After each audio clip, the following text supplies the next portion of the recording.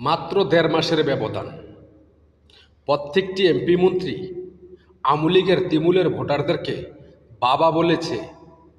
আর আওয়ামী লীগের তৃণমূলের ভোটারদের কাছে প্রত্যেকটি বিএমপির এমপি মন্ত্রীর মা বোনকে বিয়েও দিয়েছে। আর এখন ডিভোর্স এবং তালাক নেওয়ার জন্য তারা তৈরি হয়ে গেছে।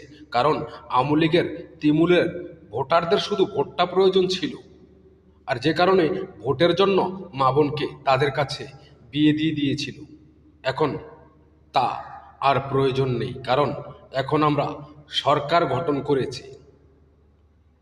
আর এই কথাটা বলতে আমি বাধ্য হলাম, কারণ যার জবানের ঠিক নেই তার বাবারও ঠিক নেই, যার জবানের ঠিক নেই তার জন্মের ঠিক আছে কিনা এতে যেমন সন্দেহ থাকে, ঠিক তেমনি সন্দেহ থাকে কাউকে জবান দিয়ে, কাউকে প্রতিশ্রুতি দিয়ে যদি সেই প্রতিশ্রুতি ভঙ্গ করা হয়, সেটা জানোয়ারের কাজ, কোনো মানুষের কাজ না।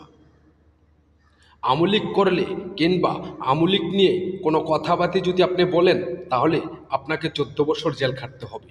আর এটা পার্লামেন্টে বলেছে তারেক রহমানের সরকার। তো আমার প্রশ্ন, ভোটের আগে আপনাদের মা বোন কেন এই তৃণমূলের ভোটারদের কাছে বিয়ে দিলেন? আর এখনই বা কেন ডিভোর্সের জন্য পাগল হয়ে গেলেন? কেন কেন? এটাই হচ্ছে আপনাদের রাজনীতিবিদদের মুখোশ। তবে হ্যাঁ, আপনি 14 বৎসর না, যদি 28 বৎসরও আওয়ামী লীগের সাচ্চা লোক যারা, তাদেরকে সাজা দেওয়ার কথা বলেন, তারপরও তারা বলবে জয় বাংলা, জয় বঙ্গবন্ধু।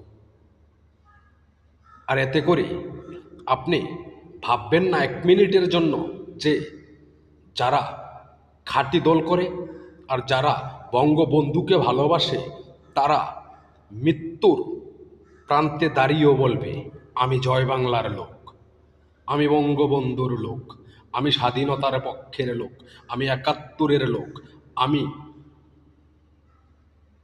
বঙ্গবন্ধুর আদর্শে গড়া সৈনিক।